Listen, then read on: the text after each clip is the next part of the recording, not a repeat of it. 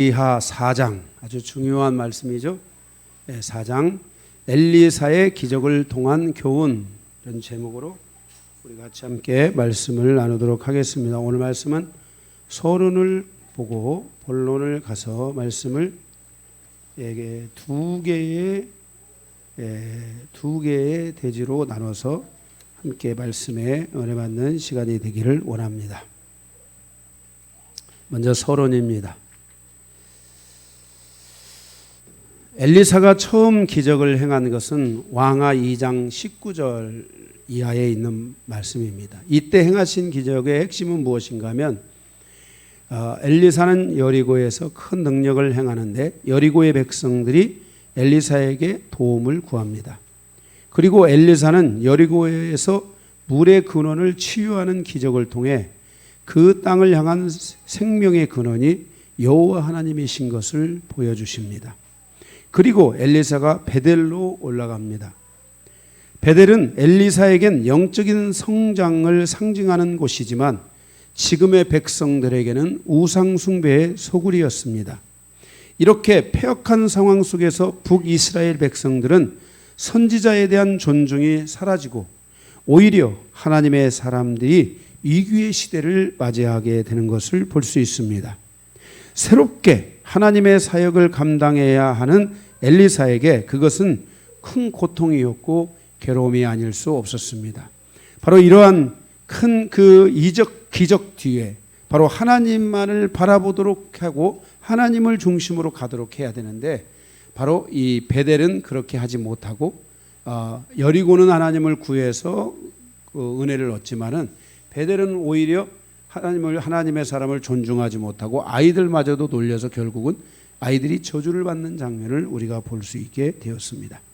두 번째 기적은 왕상 3장 14절에서 18절에 여호사밧 왕에게 베푼 호의였습니다. 사막을 행군하며 지친 백성들을 군대를 건져주므로 모압과의 전쟁에서 승리를 거두게 하는 것을 보게 됩니다. 왕상 2장의 기적이 여리고성의 백성들의 기도에 대한 응답이라면 왕상 3장의 기적은 남유다왕 여호사밧에 대한 응답이라고 할 수 있습니다. 여호사밧은 그 시대의 가장 영적인 사람이었습니다. 그는 모든 일들에 대해서 하나님의 응답을 요청했고 모압과의 전쟁에 대해서도 하나님의 응답을 구한 유일한 왕이십니다. 그래서 여호사밧은 엘리사를 찾았고 엘리사는 그에게 대하여 하나님의 응답을 주므로 그 전쟁에서 실질적으로 승리를 가져오게 하는 결정적인 역할을 바로 이 엘리사밧에 대한 응답으로 바로 이 엘리사의 기적을 통해서 이루어지는 것을 보게 됩니다. 왕상 4장에 나타난 엘리사의 기적이 주는 교훈은 무엇인가? 우리가 함께 보면서 은혜 나누는 시간이 되기를 원합니다. 아멘. 자, 오늘 말씀은 두 개의 대지로 나눠져 있다 그랬습니다.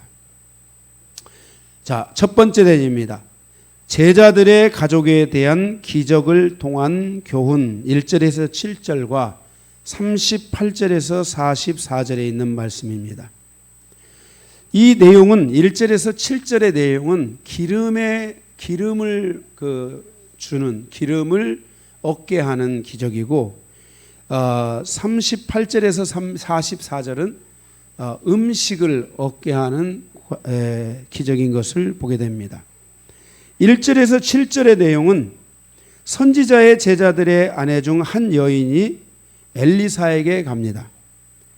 나의 남편이 하나님의 일을 하다가 죽었는데 그 과정에서 내가 좀 빚을 지게 됐는데 그 빚을 준 사람들이 내 두 아들을 종으로 데려가려고 한다.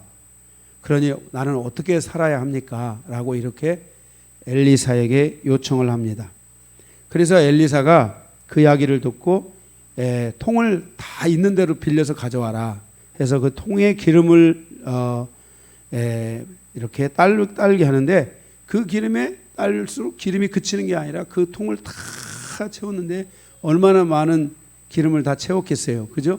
있는 통 다 빌려다가 기름을 다 채운 겁니다.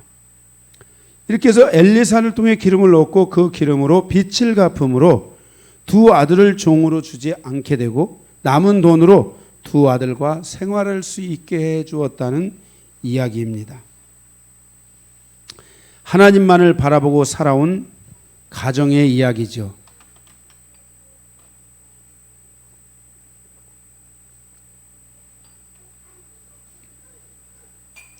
그런데 남편의 죽음으로 인하여 가정에 큰 위기가 찾아온 사건입니다.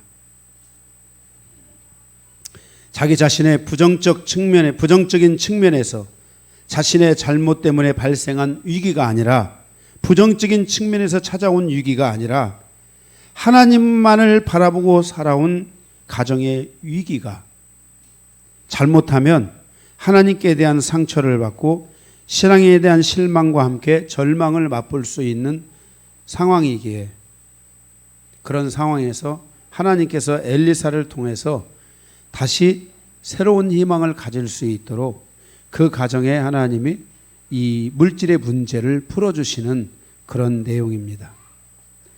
38절에서 41절의 사건은 선지자들의 제자들이 엘리사 앞에 앉아서 음식을 먹는 과정에서 생긴 사건입니다. 먹을 것이 없어서 한 사람이 어떻게 밖에 나가서 채소 동굴과 이런 동굴들을 가져다가 이제 삶아서 음식을 만들었는데, 그 동굴들 속에 독초가 들어가 있어서 바로 그 솥에 독이 가득하게 돼서 그 음식을 먹을 수 없게 된 겁니다.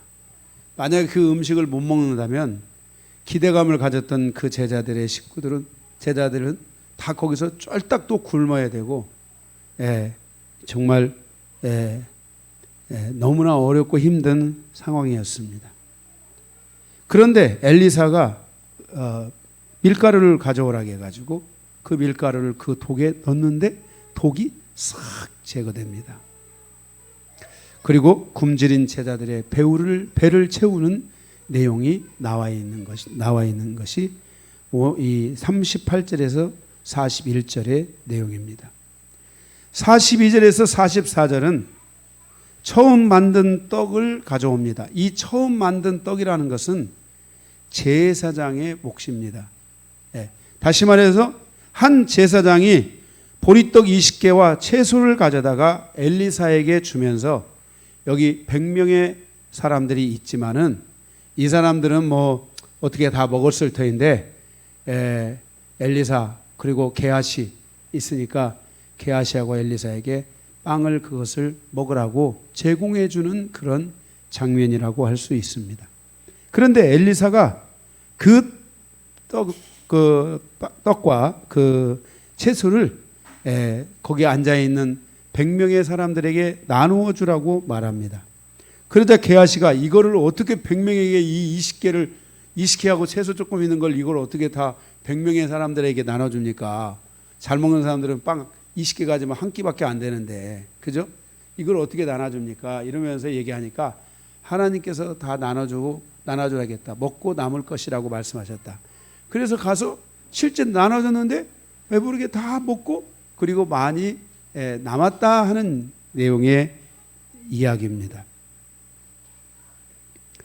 엘리사를 통해서 선지자들의 제자들의 가정사와 지금 이 세 가지의 사건을 놓고 보면, 엘리사를 통해서 선지자들의 제자들의 가정사와 먹고 사는 문제를 풀어주는 과정을 통해서 주시는 교훈입니다. 이 교훈이 우리에게 무엇을 의미하는가? 우리는 이 교훈과 유사한 신약 성경에 오병이어의 기적을 베푸신 것과 동일한 내용이기 때문에 예수님께서 오병이어의 기적을 베푸신 것이 무엇을 의미하시는 것인지 우리가 같이 한번 생각해 보도록 하겠습니다. 다시 말해서 신약 성경의 오병이어의 기적의 사건이나 오늘 여기에서 나타나고 있는 이 기적의 사건은 바로 비슷한 내용의 사건이라는 것을, 거의 동일시되는 내용의 사건이라는 것을 우리가 알고 이 말씀을 통해 주시는 교훈을 오병이어의 기적을 통해 다시 한번 생각해 보기를 원합니다. 왜 예수님은 오병이어의 기적을 이 사건을 행하셨나? 오병이어에 대한 해석은 무엇인가 하는 것입니다. 첫째, 마태, 마가, 누가의 해석은 마가복음 6장 34절에 목자 없는 양 같음으로 인하여 불쌍히 여기시고 가르치시고 그리고 먹을 것을 공급하여 주는 내용입니다.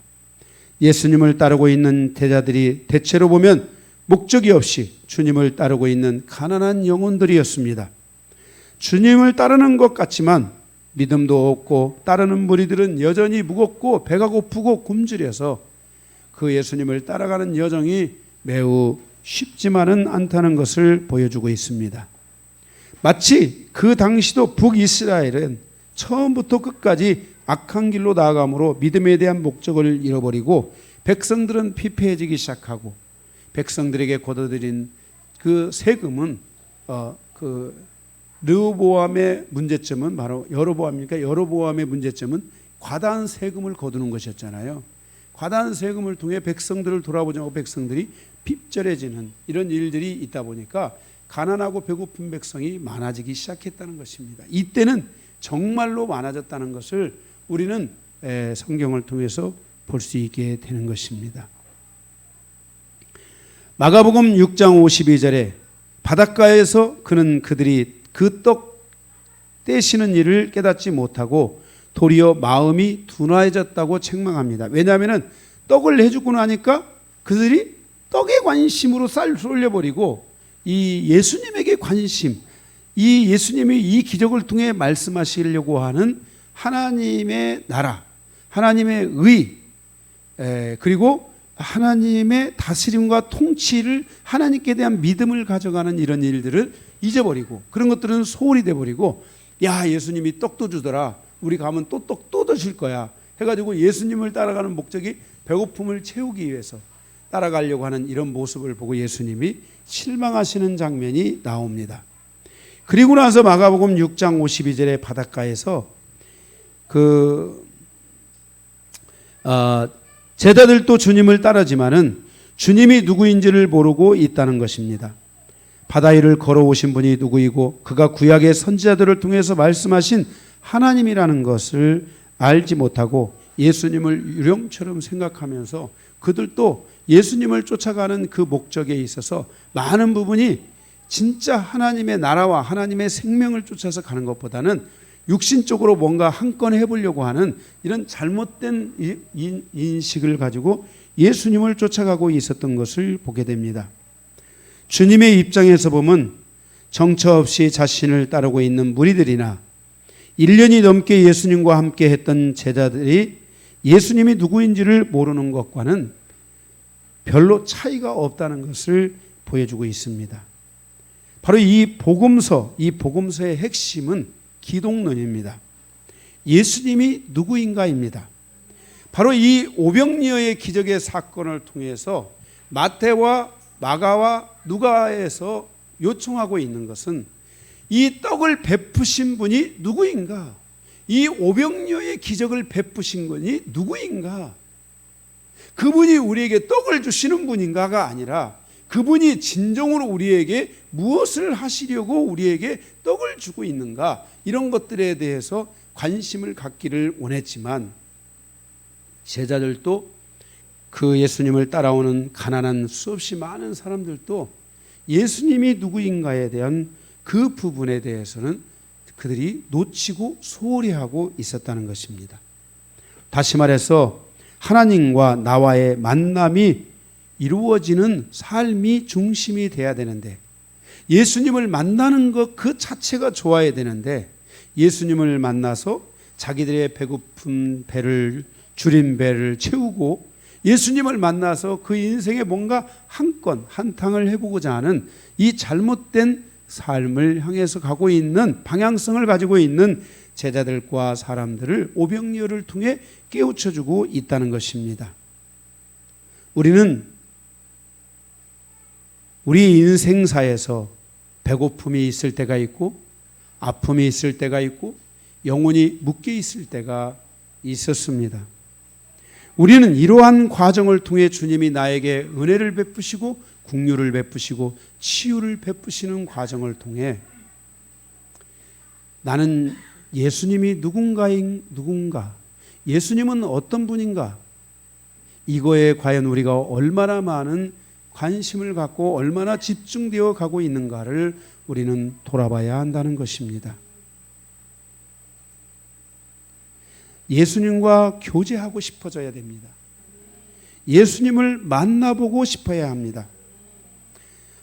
바로 이것이 오병이어에서 마태와 마가와 누가복음을 통해 예수님이 주시는 바로 가르침이었던 것입니다. 엘리사의 기적은 그 시대 선지자들의 제자들과 그들의 가정에 기독론을 풀어주는, 왜? 그 땅이 우상으로 다 쪄들어 있기 때문에 하나님을 믿지 않고 바알을 믿고 뭣도 믿고 막 다 이런 그모스 신을 믿고 막 이런 말도 안 되는 우상 숭배가 있었던 그 시대이기 때문에 하나님은 엘리사를 통해 그 땅에 하나님에 대해서, 하나님이 누구신지, 바로 예수 그리스도가 누구신지 기독론에 대하여 바로 이 말씀하시고자 엘리사를 통해 이 기적을 베풀어 주고 있다는 것을 알아야 됩니다. 어둠이 짙어지는 패역한 시대라고 할지라도 하나님을 믿는 사람들은 하나님을 붙잡아야 하고 하나님의 통치를 믿고 살아가야 한다는 것을 말씀해 주고 있습니다. 악한 시대가 되면 때로는 각계 전투를 할 수도 있습니다. 때가 악함으로 각자가 하나님과의 동행을 온전히 이루는 삶의 선택을 해야 될 수도 있습니다. 에베소 6장 13절에 때가 악한 때가 온다고 말씀하고 있습니다. 이때 각자의 믿음은 시험을 받을 수 있습니다. 믿음을 가진 사람들이 믿음을 잃지 않고 믿음을 지켜야 할 때가 올 수 있다고 성경은 말씀하고 있는 것입니다. 그때 자신의 믿음을 지킬 수 있기 위해서 에베소서는 전신갑주를 입으라고 우리에게 권면하고 있습니다. 바로 지금 이 엘리사의 이 치유의 사건이 중요한 이유는 바로 그들이 하나님에 대해서 다시 눈을 열어야 되고 이 모든 능력과 이 모든 역사가 하나님의 사람 엘리야사를 통해서 이루어지고 있고 그 엘리사는 바로 하나님을 바라보고 있다는 것을 우리에게 말씀해야 됩니다. 지난 장에 그랬죠. 그 왕이 이 북이스라엘 왕이 부르니까 내가 왜 가야 되냐고, 당신이 믿는 그 바알신이나 바알신에게 가서 묻고 당신이 믿는 그 신에게 가서 묻지 왜 나에게 묻냐고. 내가 오늘 이곳에 온 것은 여호사밧 왕 때문에 내가 온 것이라고. 그만 유일하게 하나님을 찾고 있으며 그만 유일하게 하나님을 향한 왕이라고 이렇게 말하는 바로 이 엘리사의 고백을 우리는 잘 들어야만 하는 것입니다. 둘째, 사도 요한의 해석입니다. 그는 가장 어린 제자들 중에 가장 어린 요한이지만은 그 요한은 예수님에 대해서 다른 해석을 하고 있습니다. 요한은 아직 형님들 앞에서 자신 있게 말할 수는 없지만 그가 예수님을 보는 안목은 마태, 마가, 누가하고는 달랐습니다. 요한복음 6장에 보면 요한은 오병이어의 사건을 통해서 예수님은 광야에서 내렸던 만나를 비유해서 예수님이 나누어 주신 떡은 만나와 같은 것이 아니다. 요한복음 6장 33절에 사람들에게 생명의 떡, 생명을 주는 하나님의 떡이라고 말씀하고 있는 것을 보게 됩니다. 뭐라고요? 생명의 떡이다. 그래서 그 떡을 먹어야 되는 게 아니라 누구를 먹어야 된다? 예수님을 먹어야 된다라고 말씀하고 있는 것입니다. 이 말은 그 떡을 붙잡아야 되는 게 아니라 예수님을 붙잡아야 된다라는 것을 말씀해 주고 있습니다. 그리고 그 하나님의 떡은 요한복음 6장 35절에 예수 그리스도 자신이며 자신은 생명의 떡이라고 말씀합니다. 즉 오병이어의 떡은 곧 주님 자신의 살이라고 말씀하신 것입니다. 그래서 주님께 오는 자들은 결코 줄이지도 않고 목마르지도 않게 될 것이라고 말씀하고 있는 것입니다. 요한복음 6장 37절에 이 생명의 떡을 먹기 위해서 아버지께서 부르신 자들은 다 내게로 오게 될 것이라고 그렇게 말씀합니다. 그러니까 뭐예요? 아버지가 부르신 자들은 이 생명의 떡을 먹기 위해서 다 내게로 온다라는 겁니다. 주님을 먹고 마시는 자는 영원히 죽지 않을 것이라고 말씀합니다.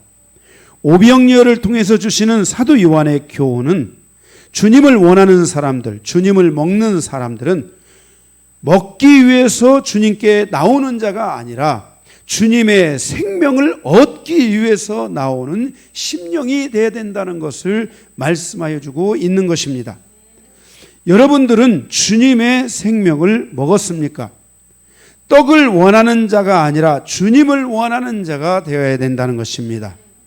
치유가 축복의 목적이 아니라 주님을 원해서, 주님 그 자체를 원해서 주님을 찾아야 하고 주님을 만나기 위해서 나와야 한다는 것입니다. 종말의 시대의 성도들은 육신의 떡으로 사는 자가 아니라 하나님의 말씀으로 살아가는 성도가 되어야 합니다. 말씀을 먹는 자들이 믿음을 가질 수 있습니다. 첫 번째가 왕을 향해서 가는 길이라면 두 번째는 왕의 말씀이 나에게 오시는, 그래서 그 말씀을 먹는 자들이 믿음을 가질 수 있게 된다는 것을 교훈하고 있는 것이 오병이어의 기적인 것입니다. 이것은 바로 이 북이스라엘 열왕기하 4장에 나오는 그 시대의 제자들에게도 동일하게 적용되고 있다는 것을 말씀하여 주고 있는 것입니다. 그러면 이들은 과연 그 위대한 결실을 거둘 수 있었을까? 그 엘리사의 기적을 통한 그 위대한 결실을 거둘 수 있었을까? 우리가 두 번째 수넴 여인을 같이 보면서 함께 살펴보겠습니다. 두 번째, 수넴 여인의 가족에 대한 기적을 통한 교훈. 8절에서 38절입니다. 잘 이해가 되셨습니까?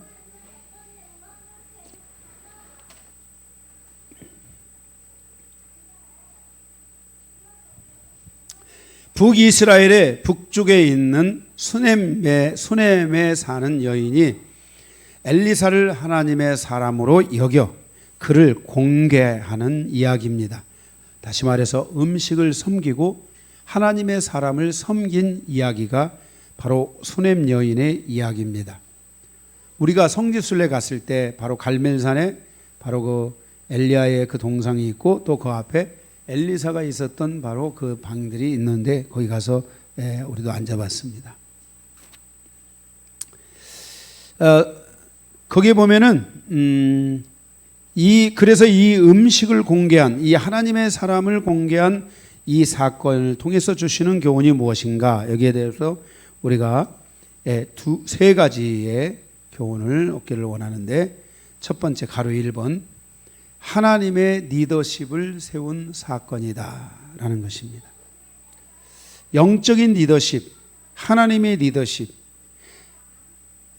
바로 하나님의 사람이 세워지는 것은 그 땅에 내려진 하나님의 축복이라는 것을 기억해야 합니다. 여러분의 인생사도 이렇게 하나님의 리더십을 만난다는 것은 여러분의 인생사의 최고의 축복이라고 할 수 있습니다. 하나님의 축복은 하나님의 리더십을 통해서 그 땅에 하나님의 치유와 축복과 은혜를 가져다 줍니다. 엘리야와 엘리사로 이어진 영적 리더십은 그때는 죽었지만 시간이 흐르면서 그 엘리야와 엘리사의 리더십은 북이스라엘의 멸망과 함께 죽었습니다. 죽는 것처럼 보였습니다. 더 정확하게는 바로 죽는 것처럼 보였습니다. 그런데 하나님의 때가 되어 다시 살아서 이어지게 되는 것을 보게 됩니다. 이렇게 하나님의 리더십을 가진 사람은 죽을 수 있지만 영원히 죽지 않습니다.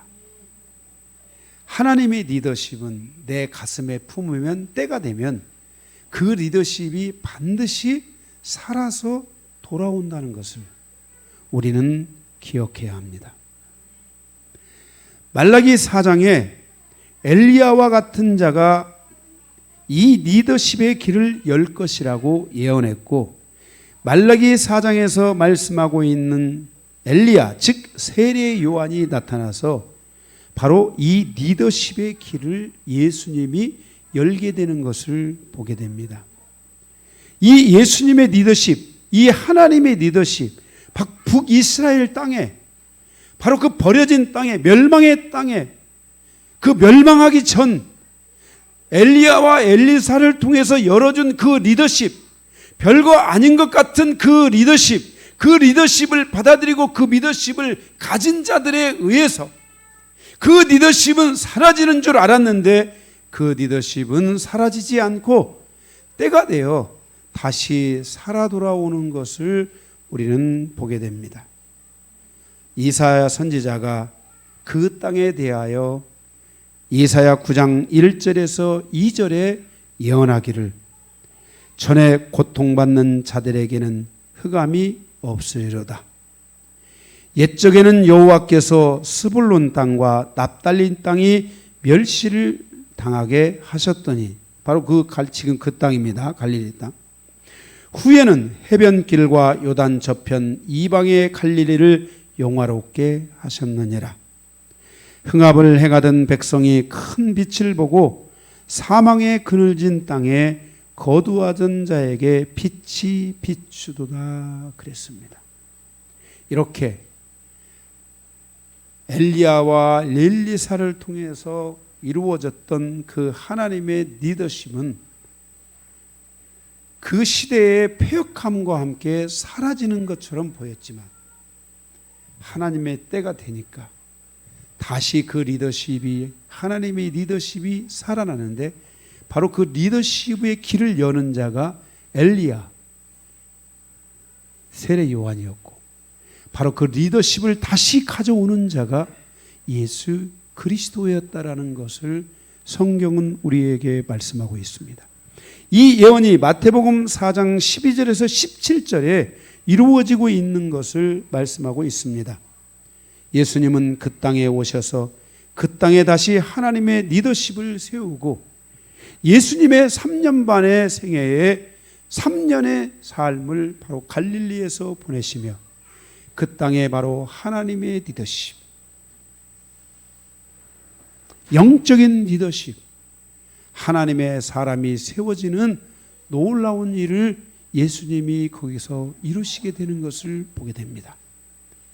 그리고 그 땅에 하나님의 리더십이 없고 영적인 리더십이 하나도 없을 줄 알았는데, 흑암에 덮여지고 멸망의 그림자에 덮여진 줄만 알았는데, 그 땅에 큰 빛이 쓰자 그 죽어 있었던, 덮여 있었던 그 작은 빛들이 다시 다 일어나서 베드로와 야고보와 요한과 이런 모든 제자들이 그곳에서 다시 세워지면서 하나님의 놀라운 리더십들이 그 속에서 이루어지게 되므로 그 리더십이 바로 그 땅을 변화시키고 열방을 변화시키고 미래의 주님이 오시는 그날까지 바로 그 리더십을 이어갈 수 있는 놀라운 역사가 이루어지고 있는 것을 보게 되는 것입니다. 우리가 살아가는 땅에, 우리의 가정에, 나의 마음에 영적인 리더십, 하나님의 리더십, 하나님의 사람이 세워져야 합니다. 세상은 온통 세상의 리더십으로 충만합니다. 하나님의 자녀들이 이 땅에서 승리하기 위해서는 하나님의 리더십이 각자의 마음에 세워져야 합니다. 흑암이 깊던 그 땅에 수넴 여인이 엘리사를 공개한 이 일은 바로 그 하나님의 리더십을 세우는 길이었고, 그 뒤로 그 어떤 누구도 하나님의 이 리더십을 세우고 하나님의 리더십을 받아들인 적이 없지만, 엘리야와 엘리사로의 시대로 이어진 이 하나님의 리더십의 이 세워짐의 은혜가 훗날 하나님의 큰 리더십을 가져오게 했다는 사실을 우리는 잊으면 안 되는 것입니다. 하나님의 리더십을 가슴에 품으면 그 리더십은 사라지지 않습니다. 영원한 것입니다. 그리고 언젠가는 반드시 그 위대한 결실을 거두게 된다는 것을 잊으면 안 됩니다. 두 번째, 수넴 여인이 바로 엘리사를 섬기면서 일어난 사건, 교훈 두 번째는 여인의 믿음이 세워지기 시작했다는 것입니다. 엘리사를 섬기는 일로 인하여 그 여인과 그 남편의 믿음은 더욱 성장했고, 특별히 그 여인의 믿음은 정말 놀랍게 성장했습니다.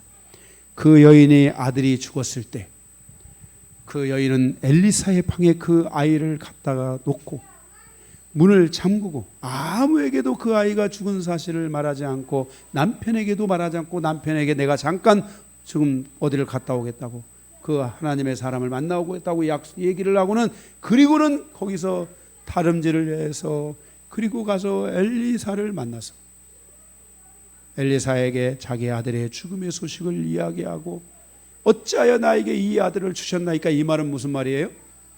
내 아들을 살려내더라. 당신이 주셨으니까 당신이 이 아들을 살려내라고 하면서 엘리사에게 말하자 엘리사가 거기서 그 사실을 알고, 게하시를 통해서 너는 지금 곧 말을 타고 달려서 누가 너를 보고든 인사하지도 말고 너는 내가 준 이 지팡이를 아이의 얼굴에 갖다가 놓거라 하고는 이 엘리사와 그 여인이 같이 그 집에 가게 되는데, 바로 이 과정에서 이 여인이 엘리사를 그 리더십을 정말 신뢰하고, 그를 온전히 신뢰하고, 하나님을 신뢰하고, 하나님께 대한 믿음을 신뢰하고, 그 아이를 반드시 살릴 수 있을 것이라고 믿었고, 그 아이는 반드시 하나님이 주신 자녀이기 때문에 다시 살아날 것을 그는 확증하게 되는 것을 보게 됩니다. 바로 이 엘리사를 공개하는 이 사건을 통해서 바로 이 여인은 놀라운 믿음을 갖게 되는 것을 보게 됩니다. 마지막 세 번째, 오늘 진짜 설교 일찍 끝나죠. 네, 아들을 얻은 사건입니다. 이 수넴 여인을 공개한 사건은 아들을 얻은 사건입니다. 하나님의 사람을 공개하면 하나님의 아들들을 얻습니다. 이 리더십입니다. 놀라운 믿음의 역사입니다. 결국 모든 자녀들은 어머니의 믿음 위에 세워지게 되어 있는데, 사랑하는 성도 여러분, 여러분들은 하나님의 리더십을 갖고 하나님의 사람을 잘 공개하십시오. 그러면 여러분의 자녀들이 놀랍게 설 것입니다. 제가 그랬죠. 부부싸움 할 때 절대로 제 얘기는 하지 말라고. 내가 이렇게 얘기했는데도 하는 사람들도 있을 거야. 내 얘기. 자기들 잘못 때문에, 자기 인생사 문제 때문에 생긴 싸움에 나를 거기다 집어넣으면 안 돼. 네, 나를 공개해야 돼. 나를 섬겨야 돼. 저를 소중하게 생각해야 돼. 그래야 여러분의 하나님의 아들들을 얻는 거야. 할렐루야. 네, 절대로 저를 넣으면 안 돼. 여러분의 인생사에 저를 거론하는 일은 여러분의 자녀를 죽일 수 있다는 거 알아야 돼. 저를 절대로 하지 마세요. 아멘. 예, 자기 자신을 돌아보고 자기의 부족함을 돌아보면서 이겨내야지. 아멘. 예, 그러면 안 돼요. 근데 이 사건은 아들을 얻은 사건이에요. 그래서 13절에 14절에 아들을 얻습니다. 바로 믿음의 세대를 얻는 거죠. 이 아이들이 죽었다가 살아났으니 여러분, 이 아들의 믿음이 얼마나 대단했겠습니까? 이 아들은 바로 엘리야와 엘리사로 이어지는 이 하나님의 리더십을 갖게 되었고, 그 리더십을 품은 이들에 의해서 훗날 수천 년이 지난 어느 날 바로 그 땅에 다시 그 갈릴리에 하나님의 리더십이 세워졌다고 아까 말씀드렸잖아요. 할렐루야. 바로 이런 하나님의 리더십들이 세워져야 되는 거예요. 제가 처음 목회를 했던 관산읍의 그 교회에서도 이와 동일한 이야기들이 있습니다. 한 외국인 선교사가 그곳에 복음을 전하러 왔는데, 그곳 사람들이 그를 내치지 않고 오히려 그 선교사에게 방을 내주고 음식을 내주고 그 선교사 일행을 환영했습니다. 그리고 그 땅에서 10명 이상의 위대한 목사님들이 나왔고, 참으로 놀라운 이야기들이 이루어지고 그 목사님들, 그 하나님의 사람들에 의해서 영혼이 변화된 것을 생각하면 어마어마하게 많은 거예요. 전국적으로 서울, 대전, 부산 뭐 다 어디 할 것 없이 뭐 광주 할 것 없이 전국의 그 인천 뭐 할 것 없이 목사님들이 다 거기서 나온 목사님들이 가서 놀라운 사역들을 감당하는 이런 일들이 이루어지게 됐다 이 말씀입니다. 이 바로 아들들을 얻는 거예요. 그 음식을 공급한 그 부모들에 의해서 하나님의 아들들을 그들이 얻어서 그 아들들이 위대한 하나님의 리더십을 가져올 수 있게 됐다는 거예요. 선교사를 그 땅의 선교사를 공개함으로 하나님의 아들들을 얻은 것입니다. 바로 이 수넴 여인의 가족사를 통한 이 기적을 통한 교훈은 바로 첫 번째는 하나님의 리더십을 세운 사건이고, 그리고 그 리더십은 영원히 사라질 것처럼 보였지만은 나라도 멸망하고 백성도 멸망하고 모든 것이 다 멸망해서 그 땅의 리더십이 다 사라진 줄 알았지만 하나님의 세웠던 그 리더십은 영원히 죽지 않고 다시 태어나 그 땅에 하나님의 위대한 역사를 가져오고 하나님의 때가 돼서 그 리더십이 풀어졌다는 것을 기억해야 됩니다. 두 번째로는 여인의 믿음이 세워지는 놀라운 사건이었습니다. 하나님의 사람과 가까이 하면 믿음이 좋아집니다. 여러분들이 하나님의 사람과 가까이 하면 좀 여러분들이 자유롭지 못할 수도 있죠. 그러나 중요한 것은 믿음이 세워지는 거예요. 세 번째, 하나님의 아들들을 얻는 놀라운 은혜를 얻는다는 것입니다. 말씀 끝입니다. 오늘